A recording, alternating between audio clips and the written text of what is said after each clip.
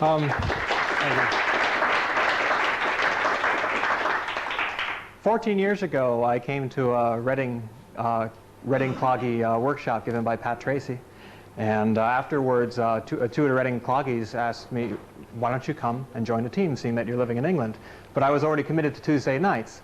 So I was disappointed, but I consoled myself thinking, well, you know, it's not like clog dancing ever has been or ever will be much in America. And it's not like it's going to be much in my life in the future. So I'm very surprised now to be coming back here several years later to tell you of what's really a very rich 150-year history of clog dancing in America. I'll be covering the first half of it, really that part that goes beyond oral history and beyond living memory. Everything we're getting, everything you'll see here is pretty much gleaned from newspaper and theater accounts. Now, when did the clog first come to America? One well-known 19th century American clog dancer believed it was first trickling in by English and Irish sailors coming to the northeast seacoast at about approximately 1830. And that really seems to be a pretty good estimate. The first real proof we have in black and white is in 1845. A man named William Thompson was professionally dancing Lancashire clog hornpipe in the New York and Boston stage. Now, just this week, I found out that there was a Mr. Thompson who was a professional clog dancer in London in 1843. I don't know if these are the same people or not, but it's something new to look into. In the 1840s and 50s, clog dancing became more popular. So in 1860, which is when our photos are going to begin here, it was a very mainstream event done at all levels, from children dancing for pennies in the street corners to really some of the best known entertainers at the time. And I'm just going to turn on the first slide, and I'll turn off the lights and be right back.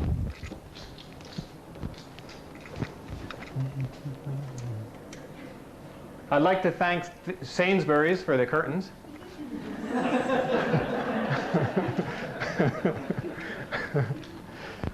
This is sheet music from Fred Wilson's Clog Dances, 1860. He was popular enough, people wanted to learn his music to his tunes. There's Fred. 1860, a New York theater newspaper described him as the best clog dancer in America, in their opinion. There he is again on a poster for the theater he was at, Boston, 1860 again. Now, Fred was American-born. In 1860, he also lost his job to Dick Sands, a 20-year-old English-born American, who, as you can see, advertised as the most wonderful and artistic clog dancer. Another advertisement I didn't show he was clearly dancing on a 15-inch square slab of marble doing a Lancashire hornpipe. Now, Dick Sands had a 43-year professional history as a clog dancer in America after this. In the 1840s and 50s, a dominant way of performing was a single person dancing a Lancashire hornpipe in place. I guess I have a couple slides of these.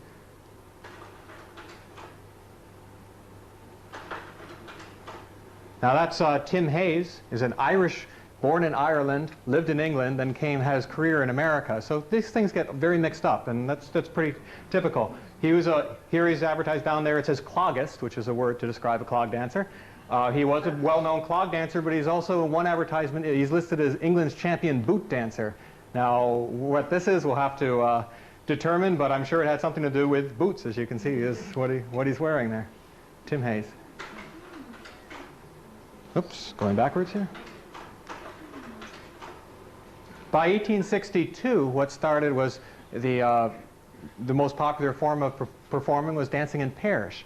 It was popularized by Carroll and Queen here, Dick Carroll and Johnny Queen, two American youngsters, probably about 22 or so at the time. You notice a thing behind them? I thought this was a pedestal, and they're posing in front of their pedestals. It's when you're taking a picture in those days, what you don't see is there's a wooden rod going straight up their back so they can hold them still long enough for the exposure. So I was sure there were pedestals. I've seen photos taken from the back in a studio, from a photo studio, and it's really funny to see. So here they are, Carroll and Queen's double clog hornpipe, 1862. A couple stories about Johnny Queen. First, legend has it that in the 1880s, when he was performing in England and in competitions, that the judges seized his clogs after one competition to examine the soles because they were sure there was some kind of infernal device that this person had put in to get that number of taps in. Now, Here you have their sheet music, Johnny Queen's hornpipe, Dick Sand's hornpipe, Fred Wilson's hornpipe. These tunes are in the repertoire of New England contradance musicians and fiddlers, and they've long since forgotten who they're named after. But it's very interesting that they're still around in folk music, if you will. Oh. I have several more pictures of famous pair dancing in the mid and late 1800s. Just take a look at the costumes while I'm going through this. They're all quite similar. It's elaborately decorated knee breeches, or knickers as we say in America. The waist sash and the fancy white shirt. It's very similar actually to what Harry was wearing during the performance today. It's very similar also to the Northwest, the Morris kid from the same region.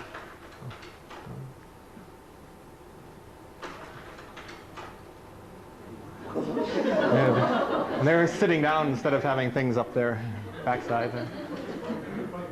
Okay, now some people are going to wonder what, everybody I'm showing here, these are all white men in blackface. Now, what's the connection between blackface and clog dancing? Essentially, very little besides coincidence.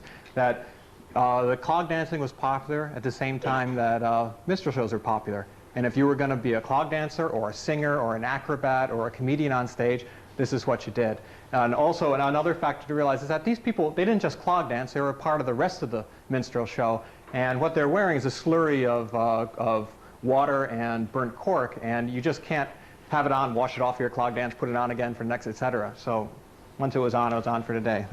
So it's mostly coincidental. Every now and then there's occasional reference where they're clearly trying to be like a southerner, but that seems to be quite unusual.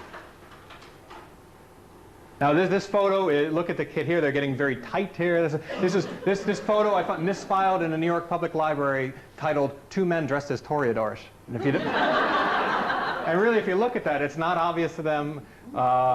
It's not obvious that these are clog dancers. And those aren't pedestals again. There's the same couple a few years younger.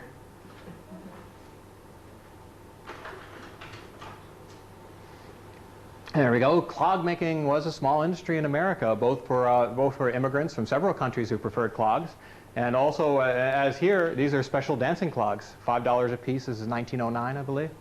As opposed to now, when it's nearly impossible to get clogs back home.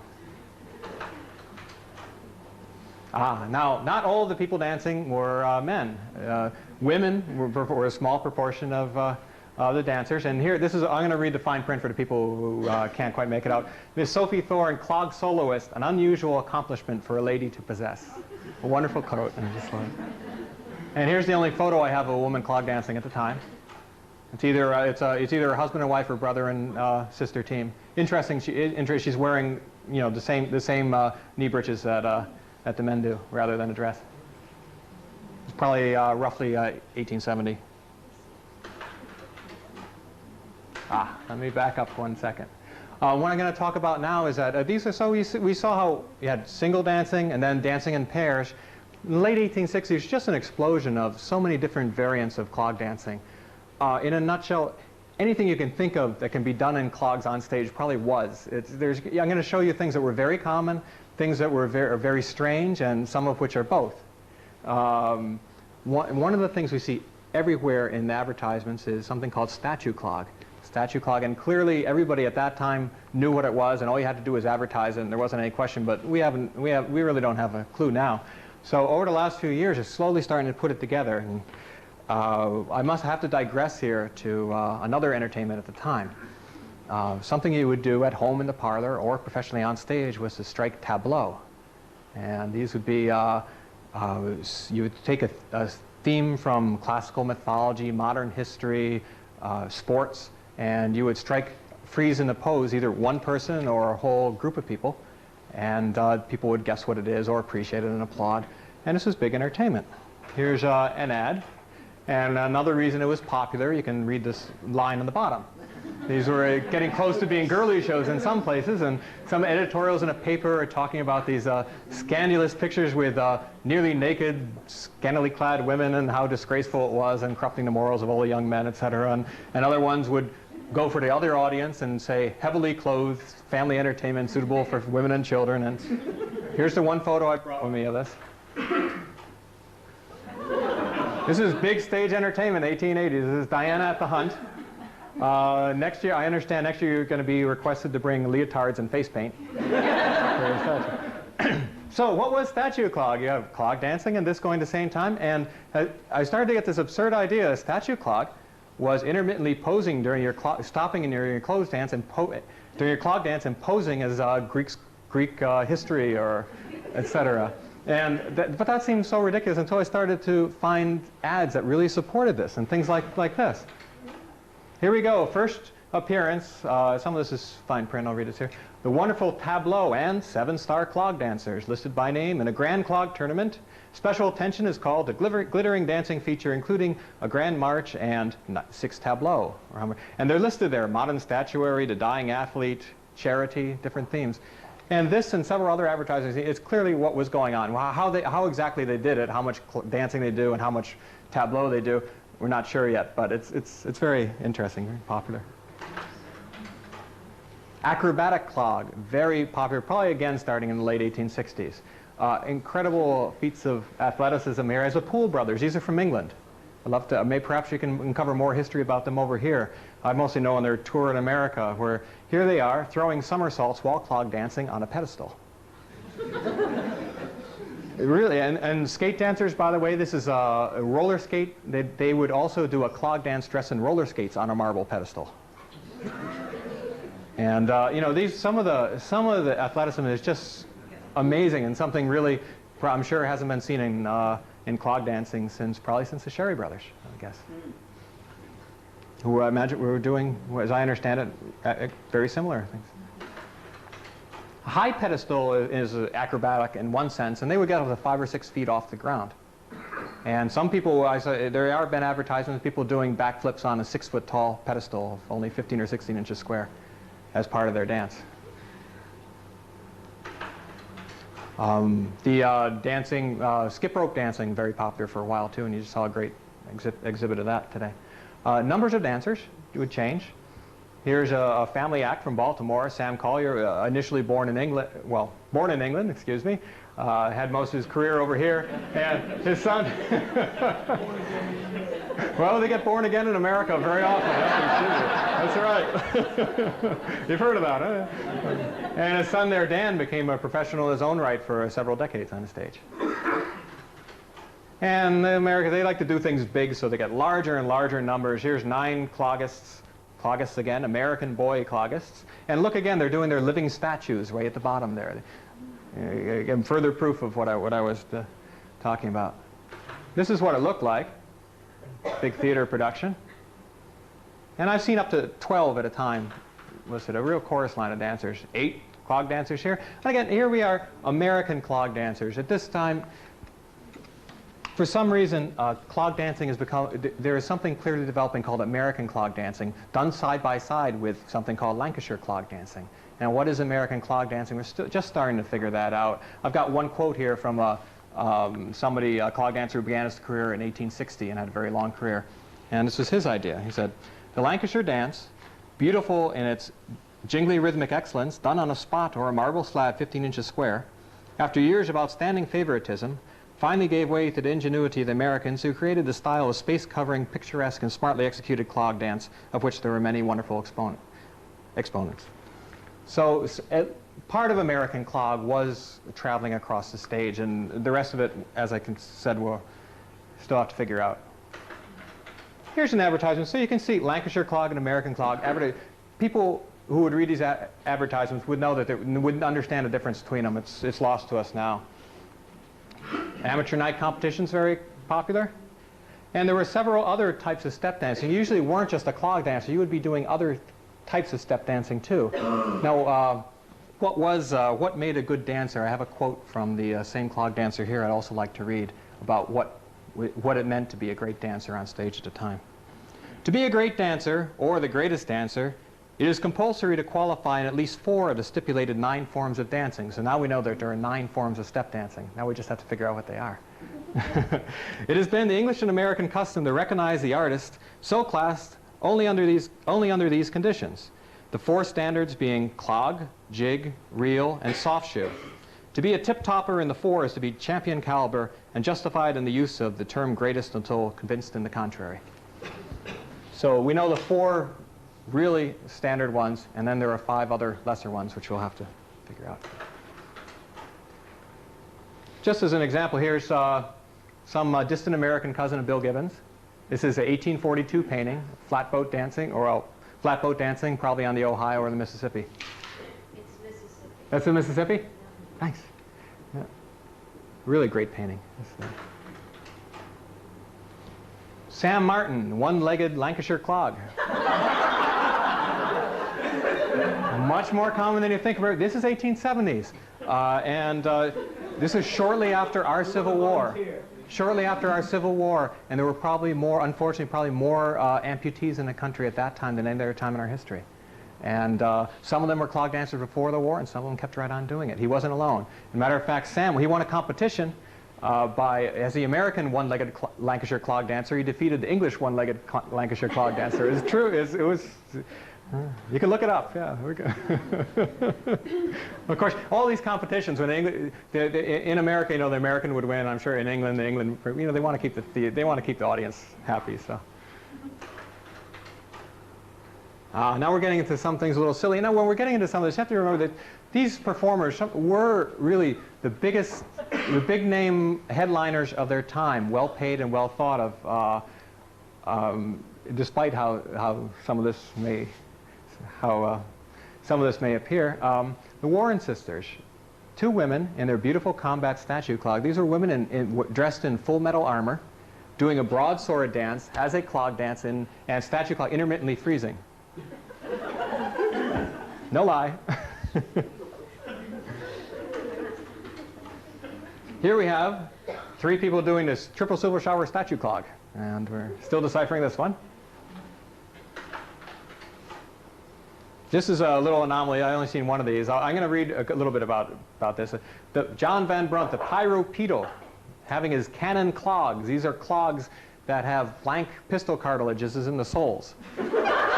So whenever he would do a hard strike, there would be a gunshot. And they have up to 10, on the bottom it says 10 rounds in each shoe, 20 in all.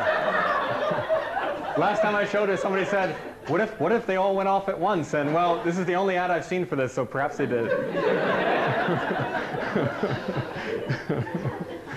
As I said, anything that could be done in clog was. This is not a gimmick unique to clog dancing. Those are 5 glasses of water he's balancing as he's clog dancing. This is circa World War I. This is a gimmick. She shows up in several different types of dancing, including a clog. Great picture. One of my favorite slides, the Tudors from the 1870s, I believe. Miss Amy's wonderful clog exercise on a high mechanical pedestal, making 4 complete changes of costume and showing 12 national flags without leaving the pedestal. Quick change artists were also popular on stage. You know, they go through several national costumes on stage. You know, they walk behind a curtain and be out in 5 seconds and something else. So they combine this with clog dancing again. So we've worked this out, and next year Chris Brady is giving an exhibition. And below that is their challenge combat dance, appearing in the most gorgeous armored dress ever seen in America. There we go. Now, this slide, despite what you think, this slide is not upside down. Mr. Harity is upside down. What you can't see here, his head is in a round metal bowl, and he is standing on his head, using his arms on metal pipes, which you can barely see on this photo, for balance, and doing a clog dance on a platform. And if you think this is difficult, watch this slide here. No hands. The entire weight and his entire balance is just on his spine and the muscles of his neck there. He's doing as he does a clog dance. If you can imagine counteracting the forces of your feet with bouncing on and just on your neck, his arms folded across the stomach. And I'm not sure in that thing. I'm wondering if that's like a lazy Susan and it's actually rotating as he's dancing. I'm not sure. But it kind of gives you, it's not like a 4-legged table. It gives you the impression that might be what's happening. I'm not sure on that, though. This same man is the one who fitted a dancing bear with wooden clogs on his back feet and did a duet holding the bear's front paws on stage. Until somebody fired a shotgun, as they do in American theaters, especially at this time now and then, and the bear went on a rampage, and that was the end of the act. It was actually it was a manager who he had fired and was very jealous of him and knew this would be the end of the act. So there we have it. That's an introduction to clog dancing in 19th century America. Something as seems to be clearly of English origin, evolved and influenced in America, and eventually becoming really as American as Uncle Sam himself. Any questions on this part of it before we go on to this century? What sort of shoes? Oh, Tony's got some photos. Tony's got some good information on that. But the wooden-soled clogs with leather uppers, and Tony had details. Anything else? Yeah, there was referring to the cat dancing on ceiling or whatever. There's a reference in I can't remember if it's by Home, the Everyday Book, and those things. Oh, really? No, I'm not aware of that. Was it? When it's in, but refers to somebody 30 years ago, I think maybe a little before 1800, dancing with his head on a drinking pot. Oh. And dancing on the ceiling, and he was thrown out eventually because he kept bringing ceilings down. Maybe our Mr. Harity read the book. Could very well be. It sounds very much the same. Yeah. Do you know anything about the music that was used very early? Oh, we have loads of it. We have lots of tune books. It's clearly showing clog hornpipe meant for dancing. Some of the books say, this, 100 tunes for professional clog dancers on stage, and lots of it.